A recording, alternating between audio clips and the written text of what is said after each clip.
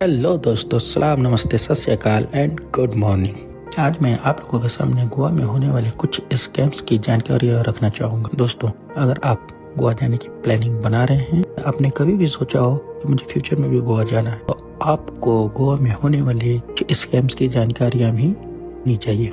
मैं दोस्तों आपको एक एक करके सारी जानकारियां देने का प्रयास करूंगा।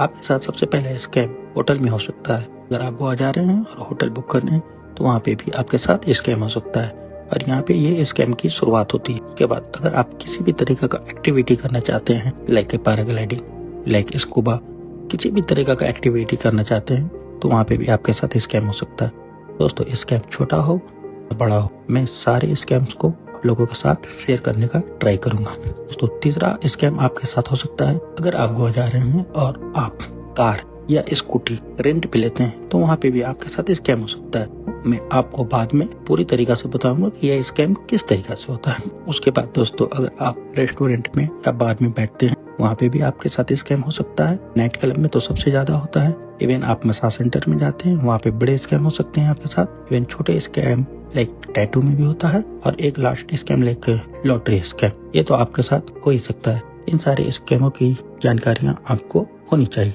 अब मैं आपको एक एक करके सारे स्कैम्स की जानकारियां देता हूँ। सबसे पहला होटल स्कैम। होटल स्कैम में दोस्तों क्या होता है, किसी भी वेबसाइट से आपने होटल को बुक किया तो वो आपसे बोलेंगे कि आपको 30%, 40% या 50% पैसे पेमेंट करने होंगे। उसके बाद आपकी बुकिंग को कंफर्म किया जाएगा। दोस्तों, यहाँ से स्कैम का शुरुआत होता है, क्योंकि आप जैसे ही 40% पैसे पेमेंट किए रूम का, और जब आप वहाँ पर पहुंचेंगे उस होटल में बोला जाएगा कि इतने पैसे की रूम ऑलरेडी सारी बुक हो चुकी है। फिर आप बोलेंगे कि ऑलरेडी मैंने भी 40% पैसे पेमेंट किए हैं, तो फिर ये रूम कैसे बुक हो गया, यहाँ पे मुझे मिलना चाहिए। बट वो वहाँ पर के लोकल होते हैं, आप उनसे ज्यादा कुछ बात नहीं कर सकते। वो डायरेक्टली बोलेंगे कि यहाँ पे रूम अवेलेबल नहीं है। इवन ये तब होता है वहाँ पे बहुत ज्यादा भीड़ होती है। आप फिर कहीं भी खोजिएगा कोई रूम नहीं मिलेगा। अगर आपको रूम नहीं मिल रहा है और आपने जो पहले से बुक किया था अब वो दे नहीं रहे, तो दोस्तों अब क्या होगा, आप हो गए मजबूर। और इस मजबूरी का फायदा वो उठाने का कोशिश करेंगे। वो कैसे कोशिश करते हैं, वो बोलेंगे सर आपने तो नॉर्मल रूम बुक किया था, पैसा करो कि हमारे पास एक डिलक्स रूम है, एक सुपर डिलक्स रूम है, का जो भी पेमेंट हुआ है सर उतना मैं लेस कर दूंगा। बट डिलक्स रूम का जो चार्जेस होगा, सुपर डिलक्स का जो चार्जेस होगा वो बहुत ही हाई होगा। जो डिलक्स और सुपर डिलक्स रूम मुश्किल से 3 से 4 हजार में मिलना चाहिए, वो आपको 10 हजार में देंगे। ऑलरेडी आपने जो 30% पैसा पेमेंट किया है या 40% पेमेंट किया है उस रूम के लिए, उसको बोलेंगे मैं डिडक्ट कर देता हूँ। उसके बाद वो आपको डिलक्स रूम दे देंगे और मजबूरी में आपको लेना पड़ेगा।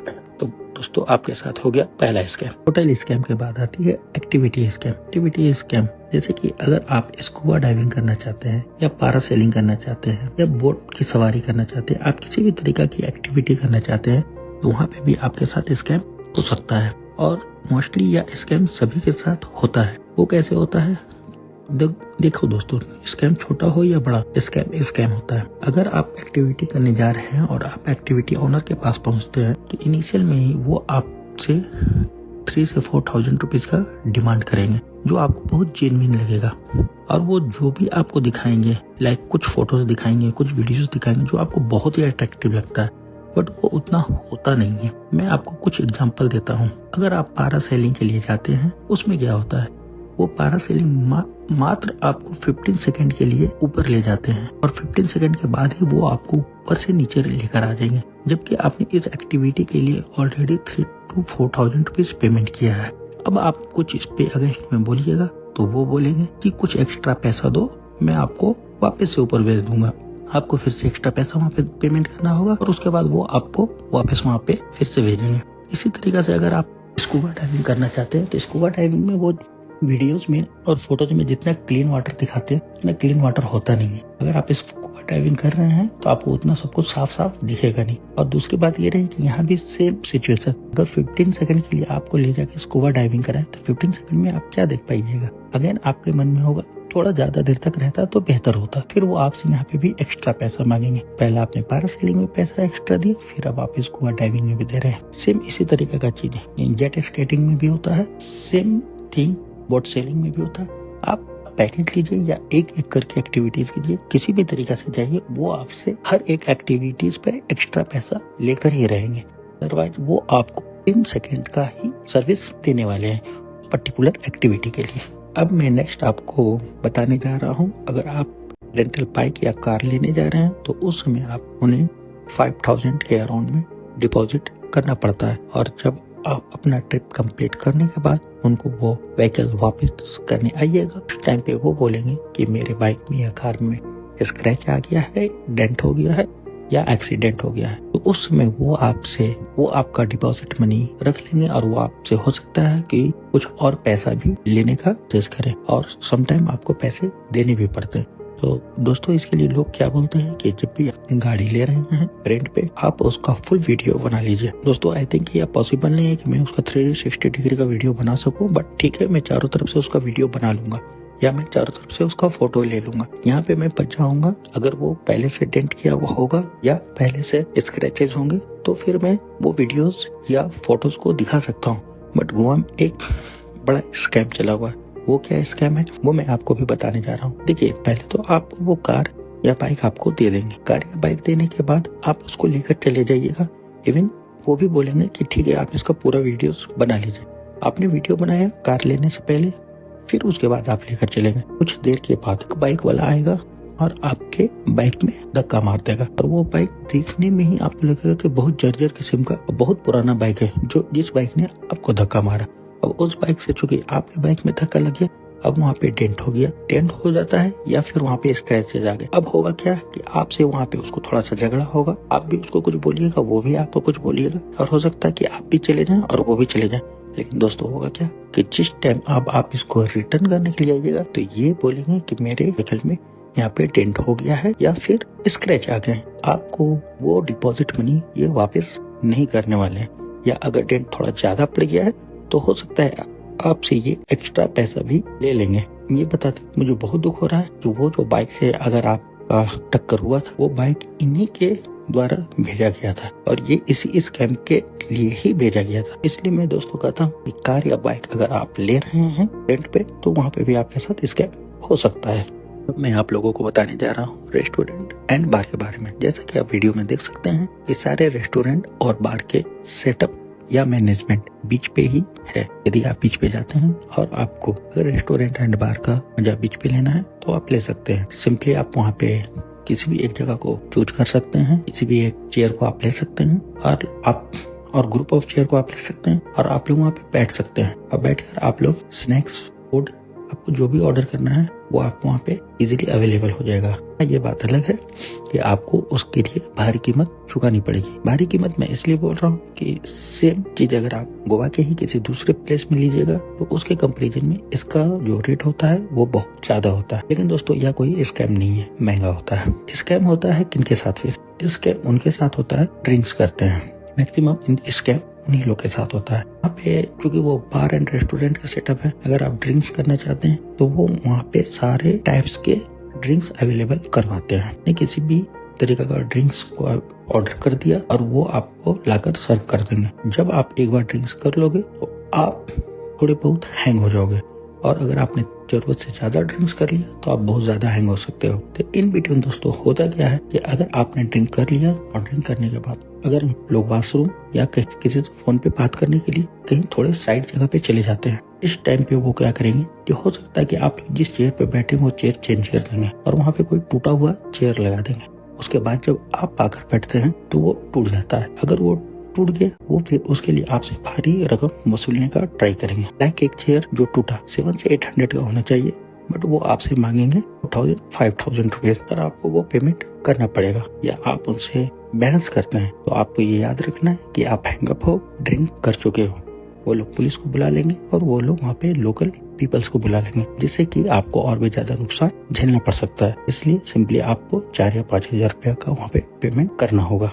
दोस्तों, इस पे मैं आपको एक बहुत ही इंटरेस्टिंग कहानी सुनाने जा रहा हूँ जो मैंने अपने आंखों से देखा था। लगभग मैंने अपने आंखों से देखा था। मैंने क्या देखा, कुछ दोस्त थे, वो लोग सारे लोग ड्रिंक किए हुए थे।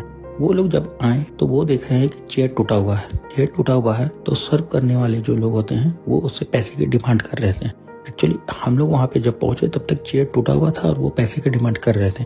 मैंने कहानी यहाँ से देखा। अब उन्होंने चेयर चेंज किया था या चेयर पहले से टूटा हुआ था वो मुझे नहीं पता है। चेयर का जब वो लोग पैसे की डिमांड कर रहे थे तो इन लोगों के साइड से भी कुछ लोगों ने बोला कि आप पैसे की डिमांड इतना ज्यादा क्यों कर रहे हैं। तो वो लोग वीडियोस भी बना रहे थे। हालांकि वो सारे बंदे पैसे देने के लिए रेडी थे।